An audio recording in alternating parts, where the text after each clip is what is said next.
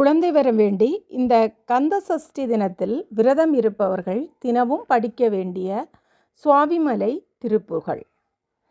செகமாயுற்று என் அகவாழ்வில் வைத்த திருமாது கற்பம் உடல் ஊறி தெசமாத முற்றி வடிவாய் நிலத்தில் தீரமாயழித்த பொருளாகி மகாவாவின் உச்சி விழியானத்தில் மலிநேர் புயத்தில் உறவாடி மடிமீதெடுத்து விளையாடி நித்த மணிவாயின் முத்தி தரவேணும் முகமாயமிட்ட குரமாதினுக்கு முலைமேலணைக்க வருநீதா முதுமாமரைக்குள் ஒரு மாபொருட்குள் மொழியே உரைத்த குருநாதா தகையாது எனக்கு உன்னடி காண வைத்த தனி ஏரகத்தின் முருகோனே தருகாவிரிக்கு வடபாரிசத்தில் சமர்வேலெடுத்த பெருமாளே.